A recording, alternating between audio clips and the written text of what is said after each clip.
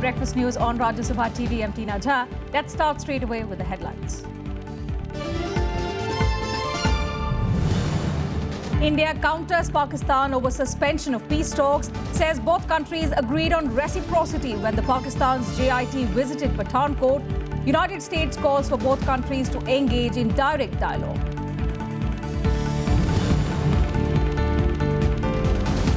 Multi-agency group probing the Panama Papers in India meets for the first time as Finance Minister says those with illegal accounts will have sleepless nights. British Prime Minister David Cameron admits he benefited from father's offshore fund.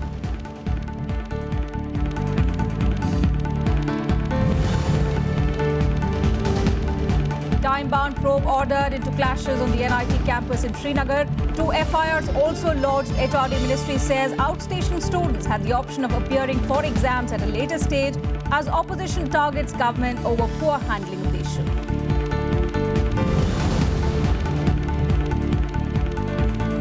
Bombay High Court refuses to stay IPL's opening match in Mumbai, but raps state government asking whether matches are more important or saving lives. Furious Supreme Court asks centre whether drought issue is priority for it or not.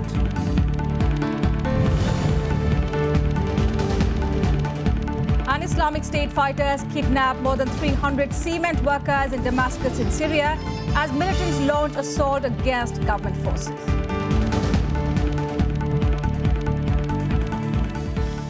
Well, Prime Minister Narendra Modi's efforts in the last 2 years to build bridges with Islamabad seem to have hit a roadblock. Pakistan has announced suspension of peace talks with India, citing multiple reasons, including the contentious Kashmir issue. Pakistan High Commissioner to India, Abdul Basit, even claimed that the investigation into the Pathankot attack was about cooperation and not about reciprocity, meaning that the NIA will not be allowed by Islamabad to conduct a probe there. India has countered Basit's statement, saying both countries had agreed on reciprocity when Pakistan's JIT visited Pathankot last week. Now, amidst all this, the United States has called on both neighbours to engage in direct dialogue process. 3 months after the Pathankot terror attack forced postponement of the Foreign Secretary level talks between India and Pakistan, Islamabad has announced suspension of peace process with New Delhi. Pak envoy to India Abdul Basit said on Thursday that the comprehensive bilateral dialogue process with India was being suspended with immediate effect. There is no shortcut to achieving a viable peace, nor does cherry picking work. What we need is to engage uninterruptedly, comprehensively, and meaningfully. It also means that India's investigators are unlikely to be allowed by Pakistan to collect evidence in their country in the Pathankot attack case. Basit said cooperation is key to the investigation and not reciprocity, while also hinting that the NIA will not be given access to Jaish-e-Mohammed chief Masood Azhar, the alleged mastermind of the Pathankot airbase attack. This whole investigation is not about the question of reciprocity, in my view. It is more about extending cooperation, or our two countries cooperating with each other to get to the bottom of the incident. The MEA countered the Pakistani envoy's assertion that the visit by Pakistani JIT was not on reciprocity. In a statement, MEA spokesperson Vikas Swarup said, and I quote, "The MEA would like to clarify that on the 26th of March 2016, before the visit of the JIT, the Indian High Commission formally conveyed to the Pakistani Foreign Ministry that the terms of reference are broadly agreed to, with the provisions that these would be on the basis of reciprocity and followed in accordance with extant legal provisions. Subsequently, the JIT visited from the 27th March to the 1st of April 2016. However, the move by Pakistan brought Prime Minister Narendra Modi in line of fire from the opposition. It's very clear that our Prime Minister has been walking into situations which have led to national embarrassment repeatedly. we had questioned whether he has a roadmap or a vision to engage with Pakistan with dexterity, given the complexity of the issues, the track record, and the ground realities of Pakistan when it comes to the real controls in that country.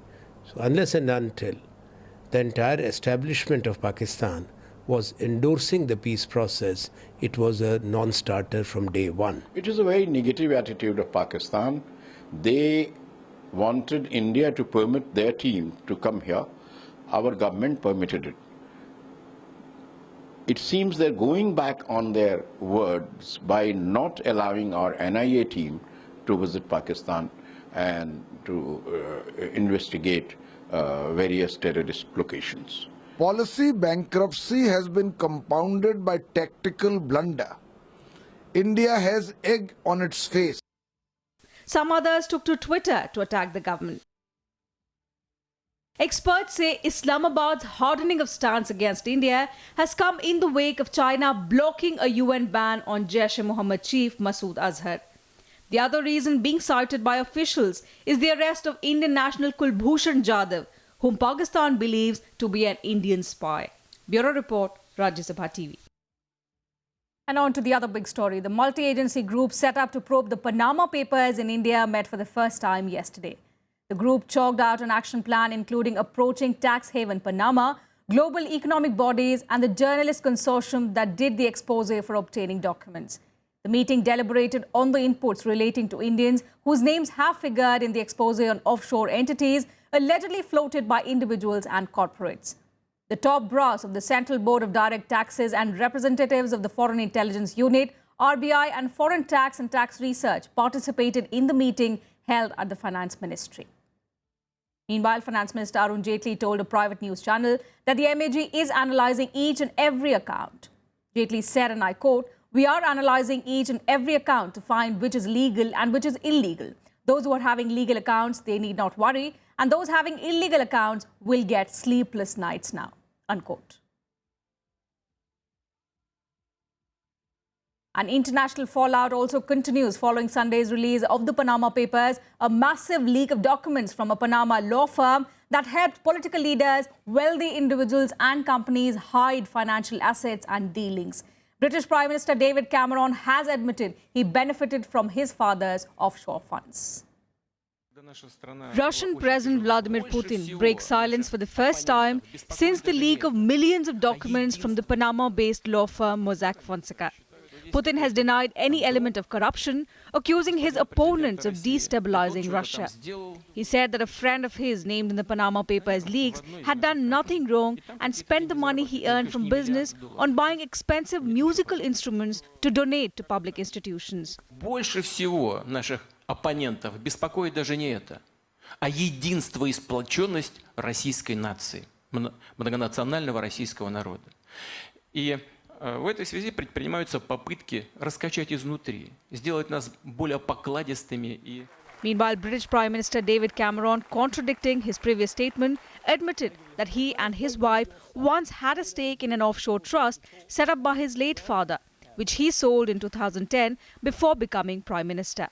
I think it was published at the time. It was £300,000. It was published at the time, as these things are. But therefore, actually, you can't be certain that some of that 300,000 didn't come from offshore sources, presumably. Well, he had investments in Blairmore Investment Trust. And money in Jersey. That was because of another unit trust, again, established to industry standard and all the rest of it.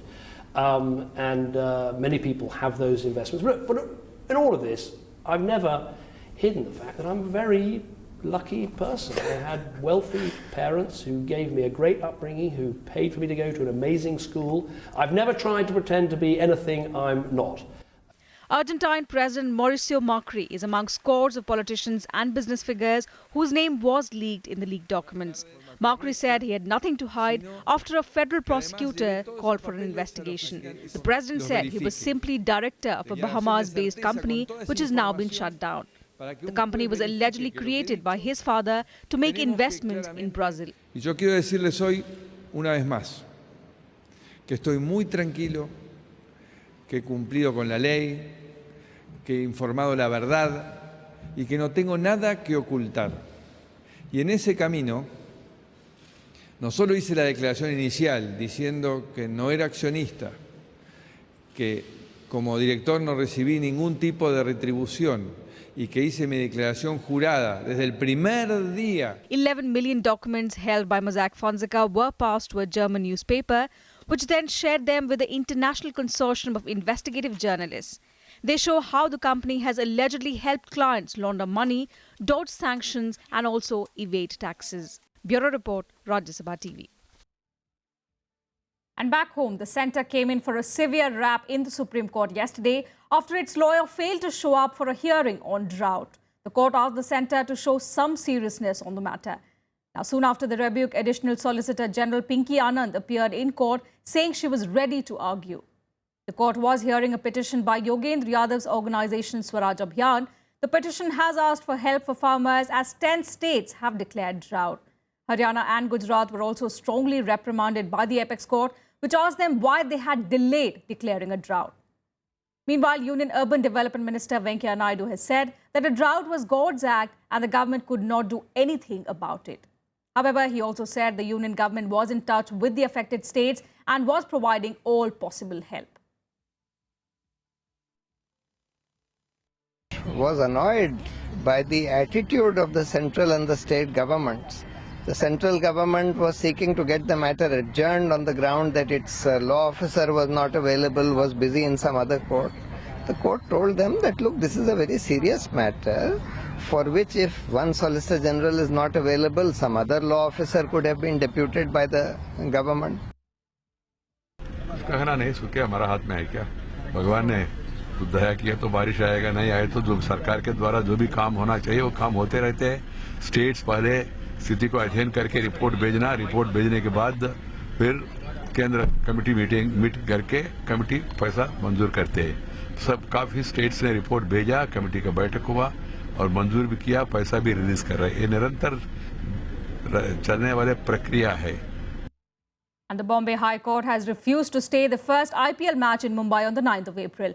However, there is no clarity yet on the rest of the matches to be played in the state. The High Court was hearing a petition on the IPL matches being held in Maharashtra at a time when there was severe shortage of water and at least 21 districts across the state are drought affected. The court has now asked the state government to file a reply on the 12th of April on sources of water to be supplied to the stadiums. The Maharashtra Cricket Association got another sharp rap from the Bombay High Court on Thursday. The court was extremely critical of the maintenance of stadia at a time when most regions of Maharashtra are reeling under severe drought. The court said this as it resumed hearing the petition against holding IPL matches in the state. The MCA countered saying water is required throughout the year. On match day, it is not needed. So why are you against IPL? If you have to be logical, then stop watering of gardens and for everything else. Honorable High Court इस मामले को सुन रहा है और 12 तारीख को फिर इस मामले पर सुनवाई करेगा. इसलिए इस पे कोई अभी से टीका टिप्पणी करना उचित नहीं है. 9 तारीख का जो मैच है वो माननीय उच्च न्यायालय ने अलाउ किया है. बीसीसीआई ने भी अपना वहाँ एफिडेविट दिया हुआ है जिसमें उन्होंने बीसीसीआई ने अपना पक्ष रखा कि किस तरह हम स्वयं पानी की बर्बादी नहीं चाहते हैं. Maharashtra will host IPL matches in 3 of its cities, Mumbai, Pune and Nagpur. The petitioners say about 60 lakh litres of waters will be needed for the 20 matches scheduled to be played in the state. The petition against the matches says that the parched state cannot afford the lakhs of litres of water needed to prepare the pitches. The court heard us. The court heard us. The court also took to ask the other side what exactly is their stand on what is happening in the state, what about the water scarcity, where do they get water from. After all the complete questions and answering session, the court observed that okay, fine, there is some scarcity of water, there is a severe scarcity of water and some steps have to be taken. So then government has been asked to file an affidavit of what is it is doing, how is the tanker water being supplied over there, and finally what will happen, we'll get to know. At least 21 districts of Maharashtra, which includes 15,747 villages, are drought affected. Among these, the worst affected are Latur, Beed, Aurangabad, Jalna, Hingoli, Nanded and Parbhani. Out of the 12,000 villages where drought has been declared, almost 5,900 villages come under the Amravati division and the rest fall under Bhandara, Chandrapur, Gadchiroli, Gondia, Yavatmal and Nagpur. Bureau Report, Rajya Sabha TV. And time now for all the election-related news in our special segment, Verdict 2016.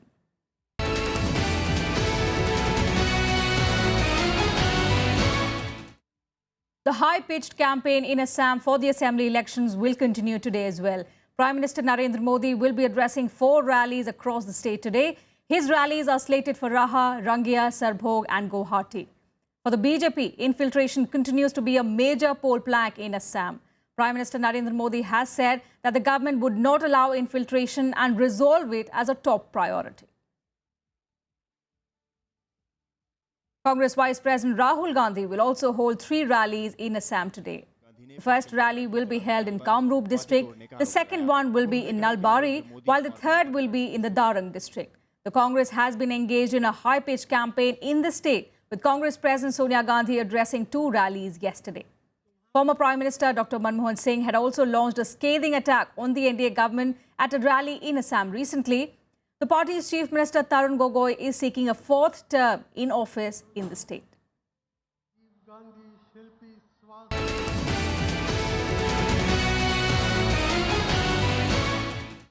And time for a very short break here on Breakfast News. We'll be right back.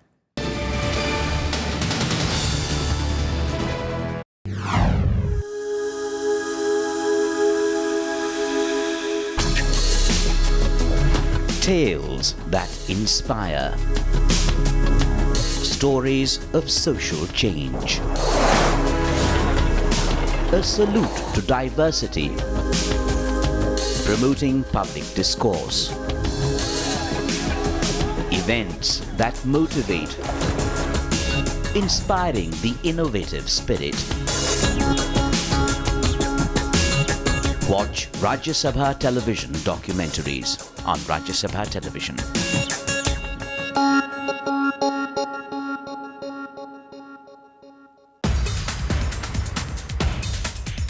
My father was a Tamil teacher, and in fact he was responsible for my building up.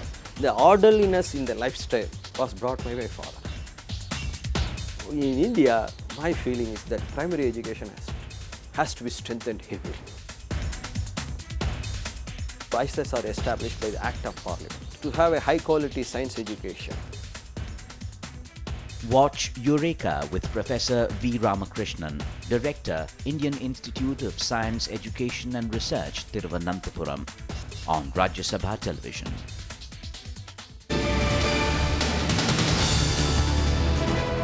Thanks for staying with us. Now, there have been strong reactions coming in from students on the government's decision to hike annual fees at the IITs by 122%. Students are saying that the hike has been too steep for families to be able to afford sending their children to the prestigious institutes. Annual fees at the prestigious IITs has been hiked by 122%. The undergraduate courses that cost 90,000 presently will cost 2 lakh rupees. The hike will be effective from the upcoming academic session. Actually quite disappointed that the fees has been increased for the general students because already we are paying more than the other categories. And now the entire burden of other categories has come to the general students. And moreover, there are many general students whose parents are not financially that much capable to pay 3 lakhs per year. So I think this is a bad decision by the government. Of course, it's not fair. It's because it's a government institute, and its cost is totally expensive. We can't afford. As we know, most of the IIT students are from rural background and from the poor background, so it will not be possible them to pay this much amount of fees. And if they have increased the fees to 2 lakhs, so to suffice the tuition fees, they will have to provide the scholarship. They will have to give a scholarship of 2 lakh rupees also, so that will be difficult. However, the big catch is that there has been a total fee waiver for differently abled, students from SC/ST community and those belonging to families with annual incomes less than rupees 1 lakh. Students पे तो बहुत ज़्यादा पड़ेगा क्योंकि हमारे में से काफ़ी जने ऐसे हैं जिनके मतलब फादर के पास इतना पैसा नहीं है कि वो उन्हें यहाँ पे भेज पाए और क्योंकि काफ़ी ऐसे जो जनरल कैटेगरी होते हैं ST SC का तो फिर भी ठीक है उन्हें स्कॉलरशिप वगैरह मिल जाती है लेकिन जनरल कैटेगरीज के जो होते हैं उनको काफ़ी प्रॉब्लम होती है। एजुकेशन फीस बेसिकली इतना ज़्यादा होना नहीं चाहिए क्योंकि हम लोग के पेरेंट्स को मतलब ऐसा है, हम लोग का एजुकेशन भी देखना है, हम लोग का आदर्स भी देखना है, क्योंकि अगर आपके फैमिली में सिबलिंग्स हो गए तो आप बस आपको नहीं पढ़ा सकते, आपको तो दूसरों को भी पढ़ाना होता है. Students from families with annual income of less than rupees 5 lakhs will also be entitled to a fee waiver of 2/3 amount. The education of the rest of the students will be facilitated through interest-free loans under the Vidya Lakshmi scheme. These are the poorer, marginalized section, family, children are studying in these institutions, and they can have their future, or they can improve their living standard and take care of their own poor parents. But Modi Sarkar want to increase the fees in IIT abnormally, so that even if these marginalized children get into admission in these institutions, they cannot afford to go to school. The government has asked the IITs to use the revenue generated from increasing fees in developing infrastructure for students. The decision to hike the fees has been taken by the HRD Ministry following a proposal by a high-level IIT panel. Students who are already enrolled in various IITs will continue to pay their fees according to the old slabs, and the new structure will be applicable only for fresh enrollments. Opposing the fee hike, Delhi Chief Minister Arvind Kejriwal tweeted, "I strongly oppose steep fee hike in the IITs. Please don't make IITs out of reach for poor. I couldn't have studied at IIT if the fees were this high." In another decision by the HRD Ministry, Class 12 marks will not be a factor for determining rankings in the joint entrance exam for admissions to engineering undergraduate courses from next year. To qualify for appearing in the exams, students need to have at least 75% marks to be in the top 20 percentile in Class 12 examination. SC/ST students should have 65% marks. Bureau Report, Rajya Sabha TV. A time-bound probe has been ordered into the violence at the NIT campus in Srinagar. Now, this comes as protests by outstation students continue over alleged police action. The HRD Ministry has said that students will be allowed to appear for the exams at a later date. A time-bound probe into clashes on the NIT campus on Friday and Tuesday last week has been ordered by the Jammu and Kashmir government. 2 separate FIRs have been filed regarding the violence. Lathi charge हुआ है जिसमें बच्चे जख्मी हुए हैं। बाकी जो incident है उसको लेते हुए हमने एक इंक्वायरी जो है इंस्टीट्यूट की है, उसका ऑर्डर निकल चुका है और 15 दिन की इंक्वायरी जो है जो एडिशनल मैजिस्ट्रेट हैं कश्मीर के यहाँ के श्रीनगर डिस्ट्रिक्ट के, वो इसको जो है इंक्वायरी को जो है देखेंगे और 15 दिन के अंदर इंक्वायरी का जो है रिपोर्ट देंगे। All this as the campus continued to remain tense, with outstation students staging a protest march within the campus demanding shifting of the institute from Kashmir and action against policemen involved in lathi charge. The state government, however, said that the security of outstation students is not an issue either in the campus or in the state. That is a different issue if somebody wants to go home, but security is not an issue. Security is not the reason. Security is not the reason. It's not the reason for them. It's not the reason for anybody in Jammu and Kashmir to feel insecure. As tension prevailed, State Police Chief K. Rajendra Kumar visited the campus to take stock of the situation. This was the third day of protest by outstation students, who have also accused some faculty members of harassment and demand their resignation so that they do not play with any student's career. Meanwhile, Union HRD Ministry, which rushed a 3-member team of officials to the campus, said students will have an option to appear for the exams later. The exams are beginning on April 11 and will be held as scheduled. The opposition, however, has been unsparing in its criticism of the handling of the situation. Congress Vice President Rahul Gandhi took to Twitter to condemn the police action.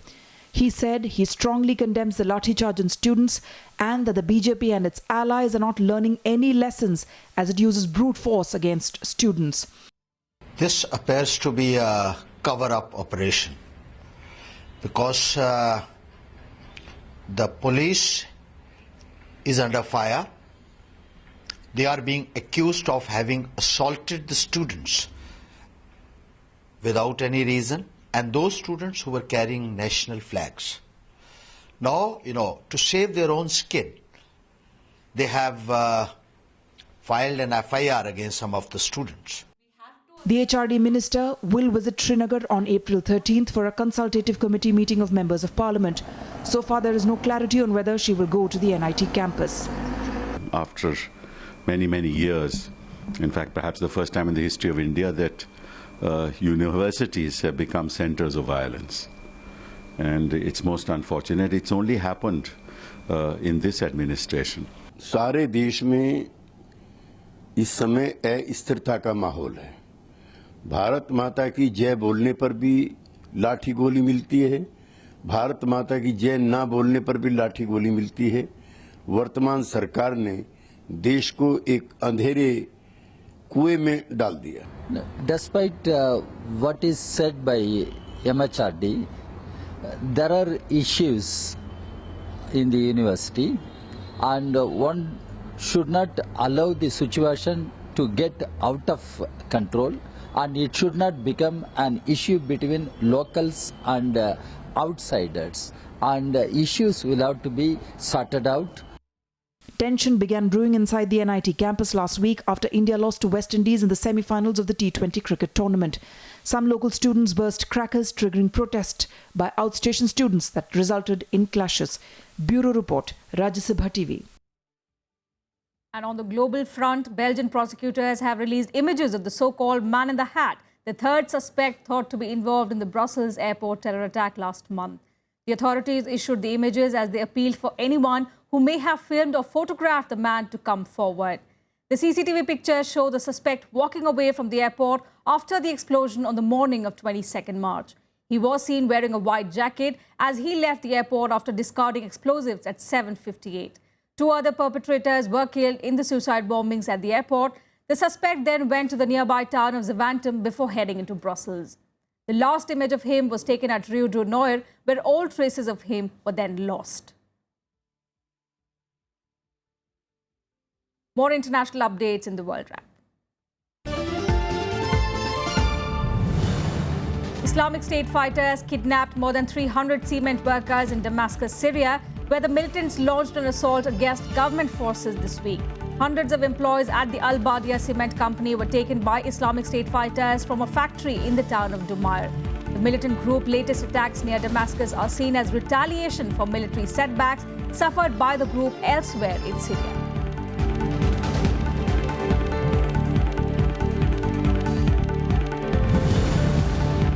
The second wave of migrants is expected to be sent back from Greece to Turkey on Friday as part of an EU deal. First group arrived in Turkey on Monday, but since then the process has stalled, partly due to a surge in last-minute asylum applications in Greece.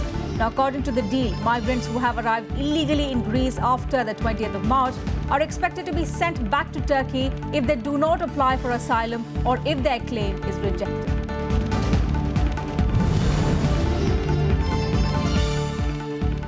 SpaceX Dragon spacecraft will be launched today carrying a cargo ship that will take an experimental inflatable habitat to the International Space Station. One of the main objectives in launching the expandable habitat is to allow astronauts to function for long periods of time in low orbit. The privately owned SpaceX, which is owned by Tesla entrepreneur Elon Musk, has partnered with NASA to launch resupply missions to the International Space Station.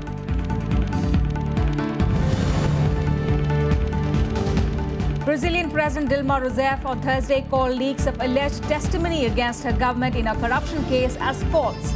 Executives from Brazil's second-largest engineering company reportedly claimed that Rousseff's 2014 election campaign was partly funded by kickbacks from large infrastructure projects. Rousseff said leaks concerning alleged testimonies were being made to start a coup in the country. The main opposition party in Brazil has called for a fresh election later this year. And on the sports front, ace Indian shuttlers Saina Nehwal and PV Sindhu will play for the semi-final berths of the Malaysian Open today. Two-time bronze world championship medalist Sindhu had to toil hard to beat Korea's 7th seed Sung Jae-hyun 22-20, 21-17 in the quarterfinals. The 20-year-old will next meet former world champion and two-time India Open winner Ratchanok Intanon of Thailand. Meanwhile, Olympic bronze medalist Saina stamped her authority against Bae Yeon of Korea as she reached a 11-3 lead at the interval in both the games and did not give much chance to her opponent to make a comeback. Saina eventually won the match 21-10, 21-16. Meanwhile, in the new BWF World Ranking, Saina slipped to 8th position after failing to defend her India Open title last week. In the men's singles, shuttler K. Srikanth also dropped 4 spots to be placed at the 14th place. And that's it from us in this bulletin. Thanks for watching.